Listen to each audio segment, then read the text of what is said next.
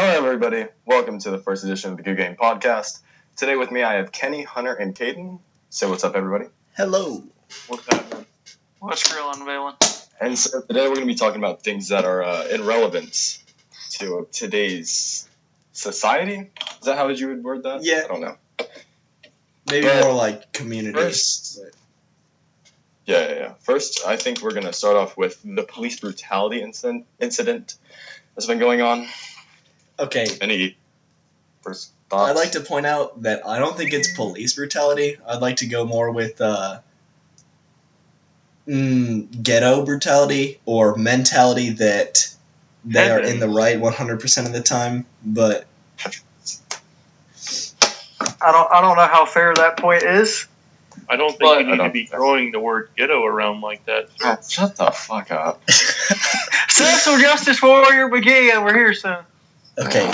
Social. I think it's more of like a compliance kind of thing. Like, if it has nothing to do with race, people just like to picture that way. It's more of like, all right, if you don't do this, like if you don't step out of the vehicle or you just want to fight, then yeah, you're going to have to face the consequences that come with that, like being dragged out.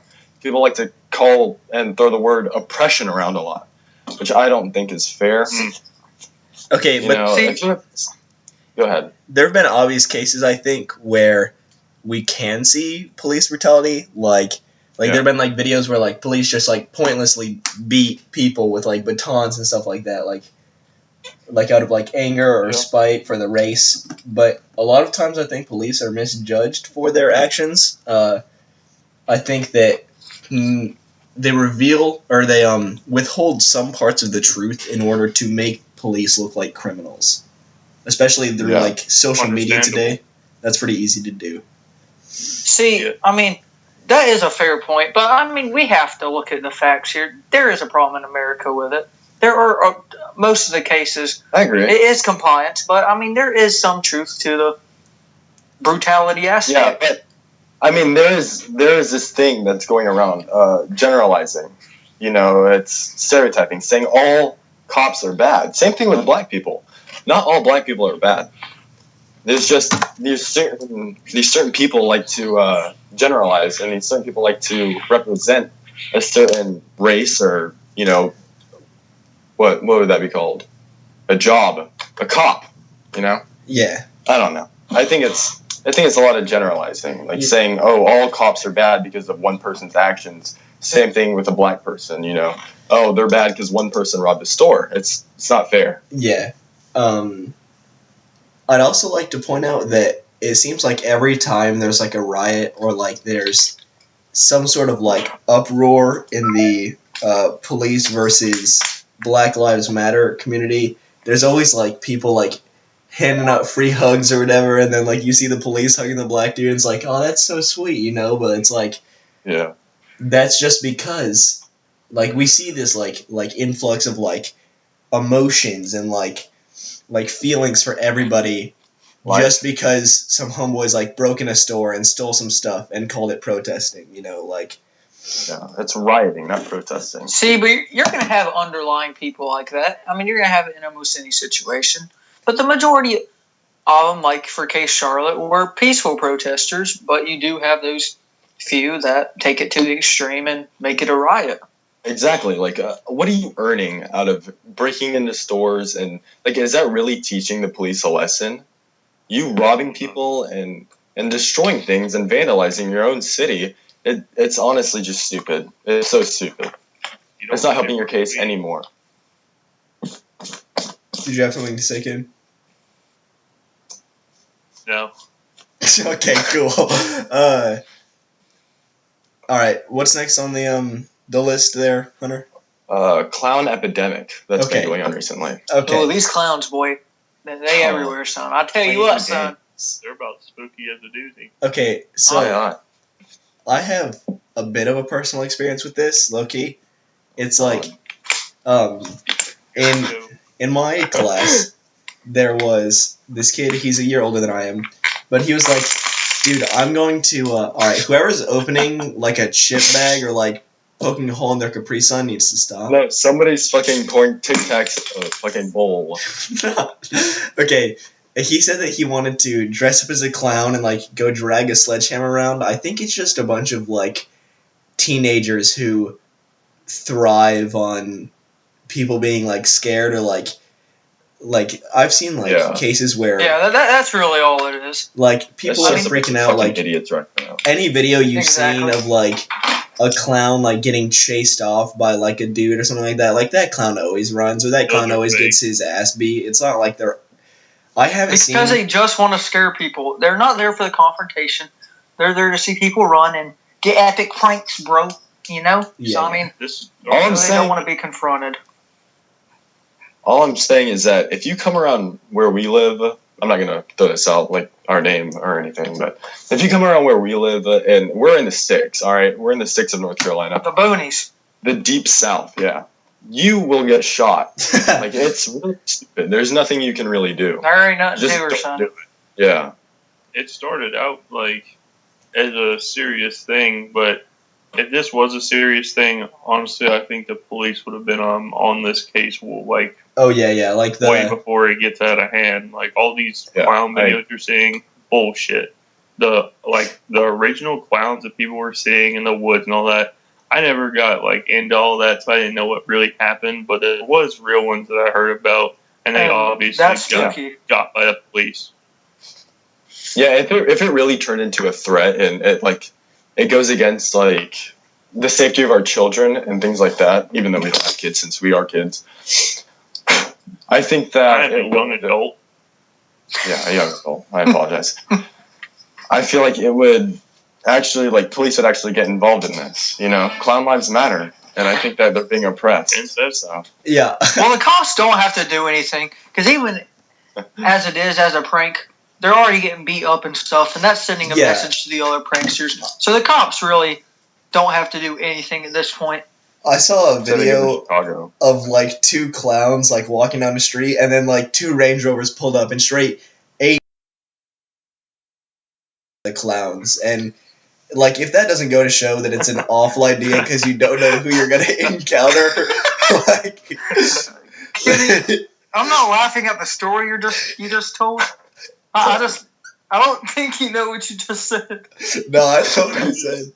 Your vocabulary was a little bit colorful in that sense.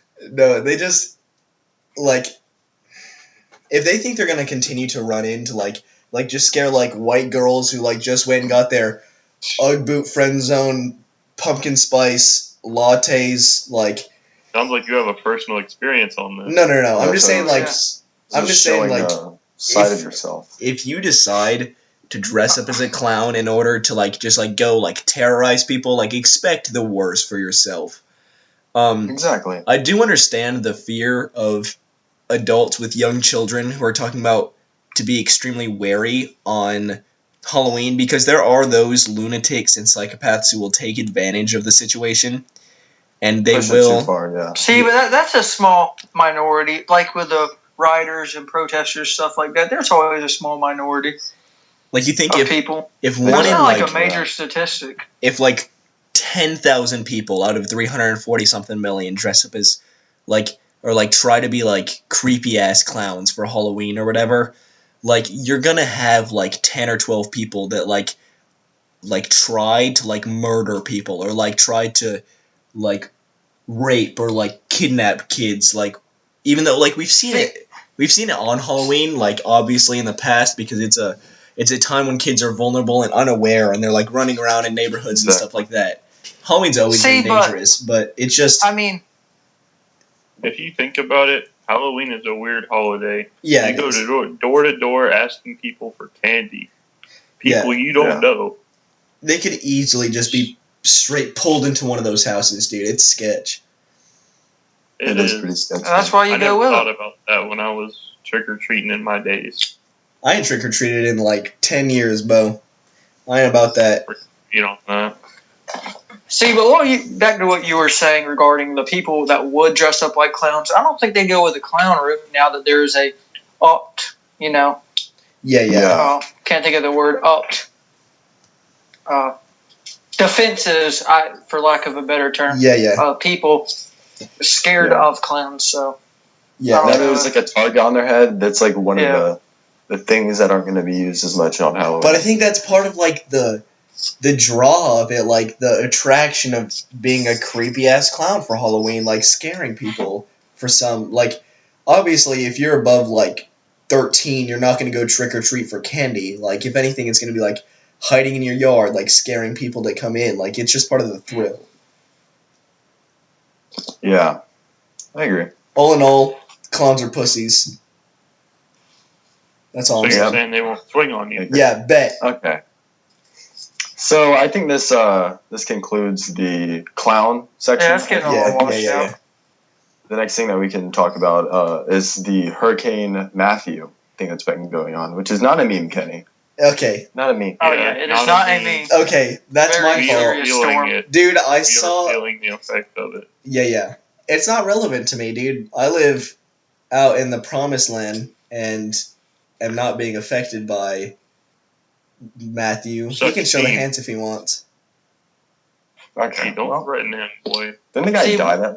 We've seen effects here in central and eastern North Carolina, from like Raleigh to Wilmington to Fayetteville. Oh yeah, and it is really not something to be taken lightly. Tons of homes destroyed. A bunch of people have died, mostly in Haiti. Yeah, nearly 300 people have died, and that is frightening. That's awful. Like, but that also has a common effect that in Haiti they are more of a impoverished country. So they are more vulnerable to things like that. And at first we thought that just like this really southern states such as Florida and Georgia would really get affected by this. But it's actually hit us hardest with like the flooding and things like that. Like I've been driving and have seen so many like houses have no power and so many like washed out and flooded roads. It's really just a hassle. There's more than anything. Yeah. And I think it's just, I don't know. I wouldn't say it's like a catastrophe for North Carolina in comparison to Florida, but I think it does have an effect on it. Just not as much. Most of it's the flooding, because down near Greenville, I don't know. They said like the flooding's supposed to reach 10 feet. I mean, I don't know about down there in Fayetteville, but apparently it's pretty bad. Yeah, it is. But I mean, this flooding is going to be an ongoing issue, and I don't know, man. Yeah, I don't know. Like a week or two before it gets settled out. It can get evaporated, but I've never really experienced firsthand flooding. Like, I've never had to deal with hurricanes, but you think 2006 was Katrina, right? So in the past decade, we've had 3 major hurricanes hit the U.S. We had Katrina, Sandy, and Matthew. And Sandy was just last year, wasn't it? I think it was 2. I think it was like 2 years ago. It's still ridiculous to me to think that like obviously there's tropical storms all the time. Like we've gone from Sandy to Matthew in names chronologically in 2 years, but it's still crazy to think about the fact that like the chances of that happening. Like, you see stuff all the time about like earthquakes here and there, but like, and also, did you guys hear that there is like mass evacuation in some part of like California because of a imposing earthquake? Oh yeah, around Los Angeles. Yeah, that's ridiculous too, to think about.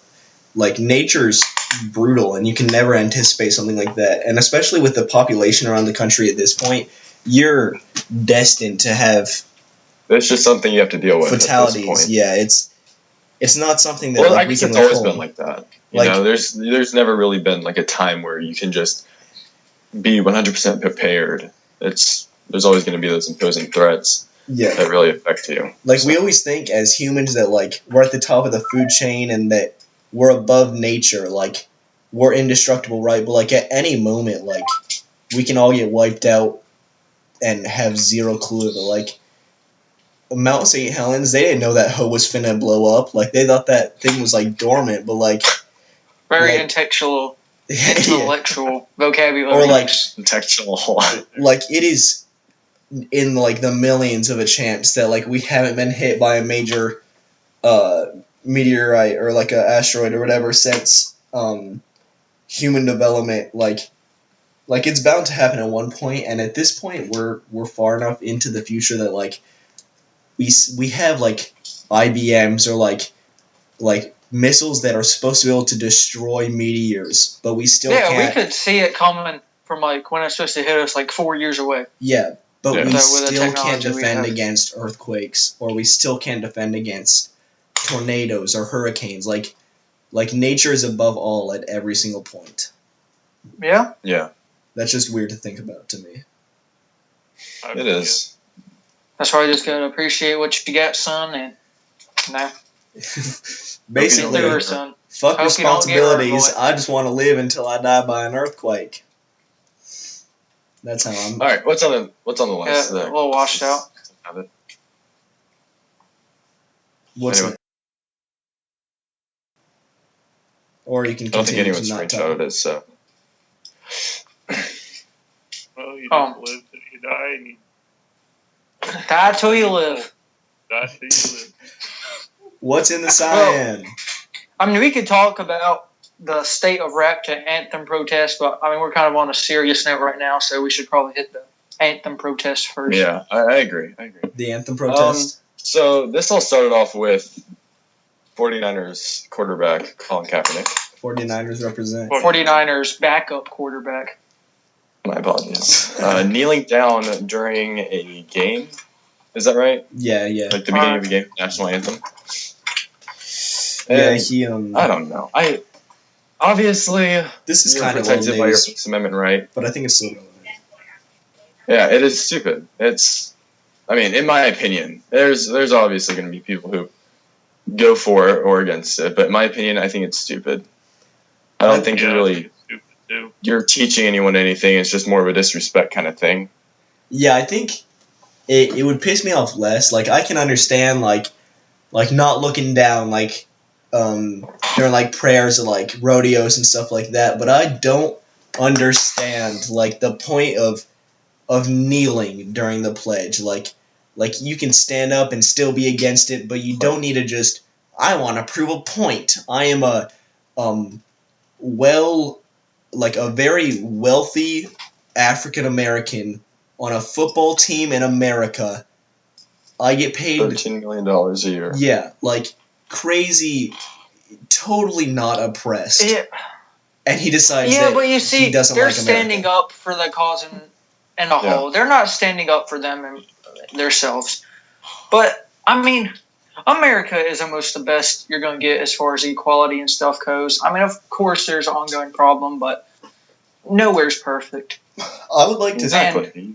I don't understand, like, it seems to me like he viewed it as him kneeling down was him saying, I'm against black oppression. But, like, us, like, standing up for the pledge is, like, in whatever year that was 1776 the year that that we actually declared freedom, but, like the War of 1812, or, like, the things America has done in order to gain that freedom and the right to stand up for our pledge and for our country is insane to think of.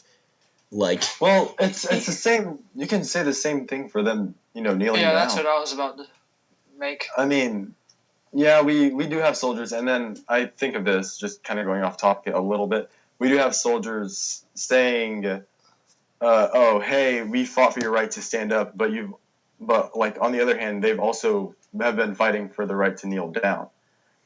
And so when they're kneeling down, I think that it's perfectly fine. You should let them do that. But I don't agree with it. I'm with you to the very same extent on that. they kind of sorry.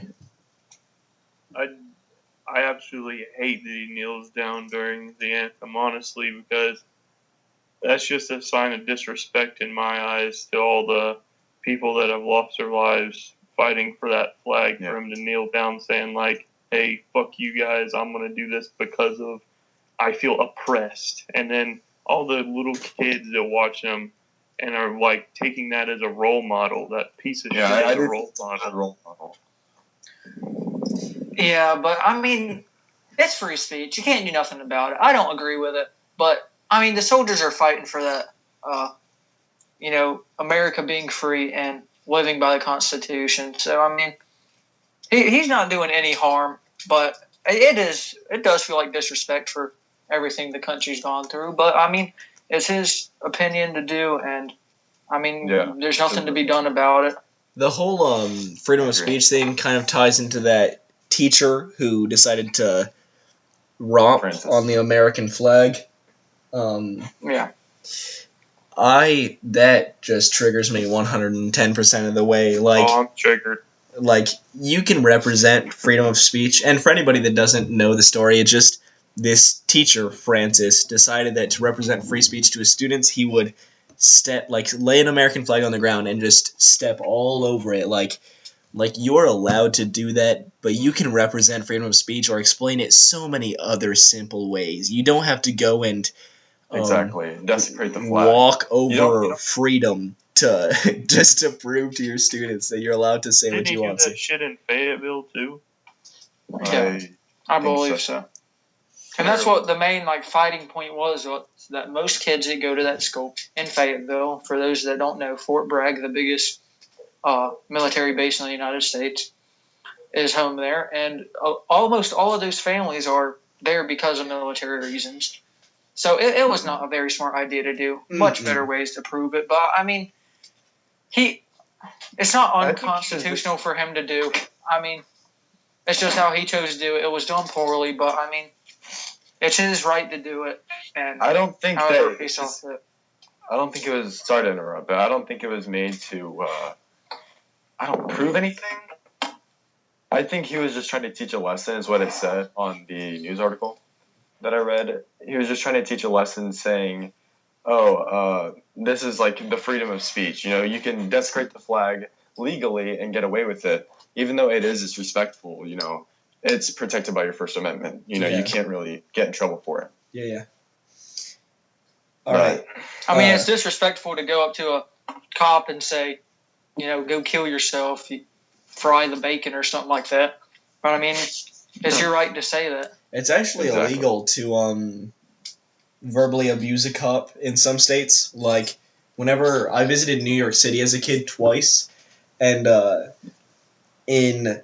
think, correct me if I'm wrong, but in Italy or just in Spain or something like that, it's if you put your thumb on your nose with an open palm and wiggle your 4 other fingers, it's like the middle finger kind of, and it's illegal to do that at a cop in New York City, just because so many immigrants were doing it at the time that they moved in, because cops were oppressing them technically, not allowing them into certain establishments. That looks funny. I wasn't following the full breakdown. He said you put your thumb on your nose and then you wiggle your 4 fingers. Oh. I mean, I've done that. Yeah. I don't know what instance I've done that, but I've done that before. I've seen that be done at child shows like Sesame Street. Oh, yeah. I mean, I don't know about Sesame Street, but... Really saying fuck you, but in a low-key way. Sesame just Street. Hey, Dora, let's go exploring. And then she's just well, fuck you, cuz. Dora's a gang hood rat, dude. All right, I think we've strayed pretty far off topic. Shall we move on to something else? Well, we've talked about enough serious stuff. Rap state. McKinney, we can. See, as a teenage Caucasian male, I know a lot about the rap industry. Right. Oh, yeah. As we all do, naturally. But, it's that stage that every Caucasian teenager goes through. It's either emo or rap. I mean, even here in gangster rap, North Carolina, you see the rednecks even bumping out to some rap music. Broccoli. But there's a growing issue. Mumble rap. It's not lyrically anymore. I'm young, so I do have experience listening to older music, but it's mumbling. It's not crafted on lyrics. It's more crafted on beats. Yeah. Exactly, and I don't even think it should be considered rap at this point. I think it's because it's based around beats so much, it should have a different name. Because I feel like rap doesn't it stand for rhythm and blues? Rhythm and poetry. Rhythm and poetry. I'm not sure. It's about raps that sync along to a beat, or poetry that syncs to a beat. Yeah, it's like it's a story. There should be a story behind rap, and now it's just talking about. I don't even know. What would you be talking about? I can't understand designer, future, all these trash people. Like you Let's think? not get into the new game. I have to give credit to Lil Uzi Vert. I really do not like his music. He's one of my least favorite artists to listen to. But he even says he's not a rapper, and I appreciate him for saying that his music is not rap, because it's not. I mean, it's more the genre of hip-hop. Of noise instead making. Of just rock. I mean, I really do not like his music.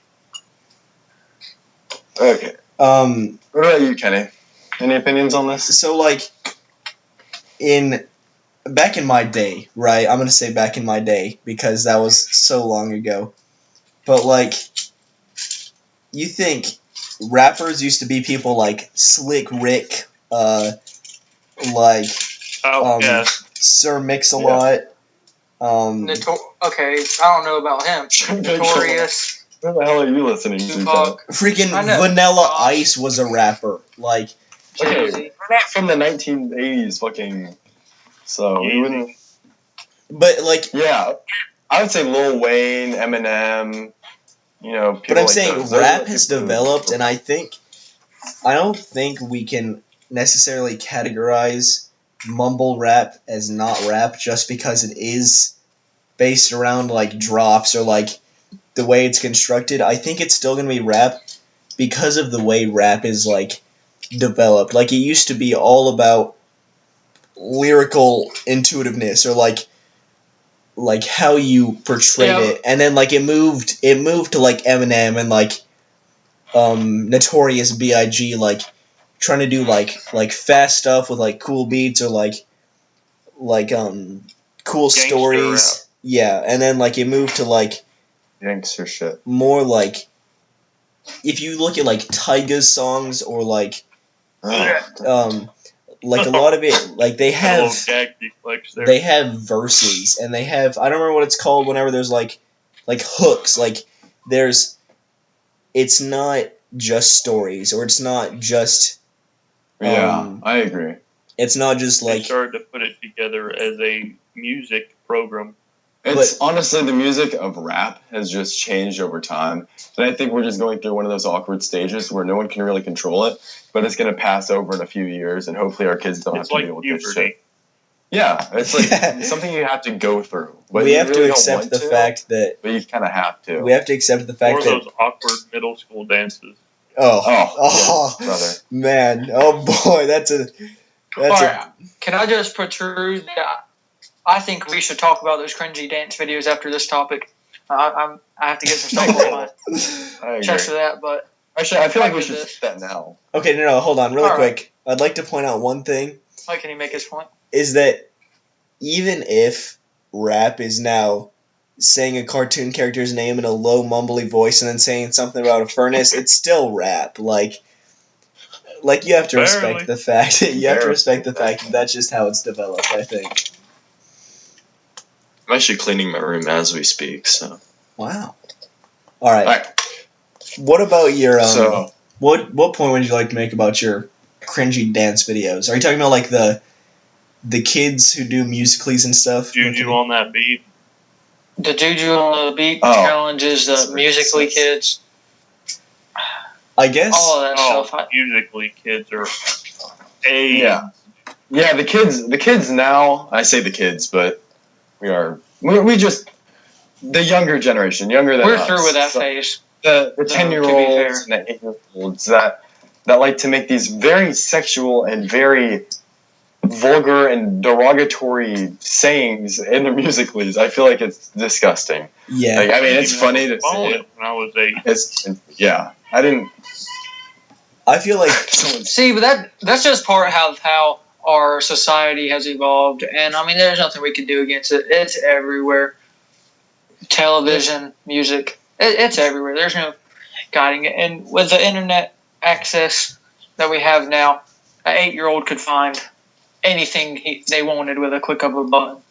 So exactly. I was walking through Target just the other day, and I saw a little kid no more than probably 2 to 3 years old holding a damn iPhone, and I was like, when I was still playing with G.I. Joes and cars. I was flicking my own bean at that age. Yeah, 10-7, brother.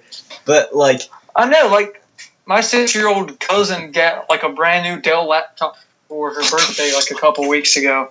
And it's like, at that age, dude, I was getting, like, a big old Lego playsets, dinosaur playsets. Dude, I think I'd still get those over a laptop-y or a computer-y, son. I think the Christmas I turned 6 or 7, I got 3 Power Rangers from my grandma, and literally went to my room, and for 8 hours played with Power Rangers in my pajamas, and then fell asleep. Like, it's weird to think about how much technology has changed, how generations will develop. Like, and you can always argue that, like, there's easy, like, constructive learning through, like, apps and stuff like that, or, like, there's ways to develop the brain through puzzles on their phone, but... Yeah, well, I mean... But that's not what's being done. It's more of, like, an advancement. If you think about it, if you ask your parent right now, if your parents are, say, 40 to 50, and you ask them right now, they did not have what we had. We had these I don't know about you guys, but we had, like, etch and sketches and shit. I'm sure they had that. But they probably played with, like, jacks and shit and, like, the dirt. Yeah. Like, I mean, I went outside a lot when I was a kid, but now I feel like kids they barely see the sunlight in comparison to what we had to go through when we were younger, and same for my parents. But there are pros and cons to that, because what they're losing in outside experience, creativity, the sense of being a child, they are gaining in intelligence, except for those going to social media websites. I mean, that's how you corrupt somebody. Just look at the current presidential election. Look at memes, how memes are forming kids. But for the most part, it's really helping society. But as far as intelligence and stuff goes, but it also gets brought down with stuff like social awkwardness, not really equipped for the real world. You know what I mean? Yeah. So it's like there are pros and cons to this development. I went outside a lot when I was a kid, especially since I had what you call friends. I know that's crazy, but I had some of them and family, and we always played outside like normal people. When it was a nice day, backyard football, backyard basketball, backyard baseball. Boy, I was the king of all those. And it was a normal thing to do. Right now. Now people just see it as like an activity. Yeah, and I think the majority of the corruption and the issue comes from kids. Like, I'd also like to hit on really quick, like, people find community and like likeness of other people through the internet. Like, this whole like weird community we see of like people making jokes about how they're like meme makers, or like they're like cringy memes. Yeah, like it's people who can't fit into society, who go to the internet to seek acceptance. Like, so you're saying dank meme makers are faggots? Basically what I'm saying. But even going back, there was always those people, like the people that would sit down, in their big old leather trench coats, just sitting there, drawing pictures, or people playing Dungeons and Dragons while everybody is doing some acid over at Jimbo's house. I mean, it's just... There's always been it. It's just developing in a different way. Yeah, I guess I can see that. Like, it's a generational thing, I guess. But you think at least whenever you're playing, like, Dungeons and Dragons or whatever, like, even if you were a level 13 poison elf with apple cider sword or something like that, like, you think you're still with people, you were still communicating. Now it's like, it's kids who sit on their phone and see Jacob Sartorius making music videos, and they go and they make musicallys in their rooms with their butterfly shirts from Gap, and they just think that they're part of a community, because of the fact that they're doing something others are doing. Yeah. And telling people to kill themselves in YouTube comments. Yeah, YouTube comments are the best. So you're pretty much saying that technology for the younger generation is a gateway drug. Basically. Pros and cons, really. I mean, but there's pros and cons for anything. Like, all of these subjects, we show the bright side and the negative side. You know, there's going to be always two sides to an object, or any controversial topic, really. But... You can't have an argument without two sides. I can't. Right on that. So I'd like to keep this podcast under 40 minutes. I hope everybody enjoyed listening to the first one, and if it gets good feedback, it's going to be on YouTube and it's probably some other websites if I can figure that out. Don't worry, the awkwardness will slowly fade away. It'll dissipate. It probably has from the beginning to the end.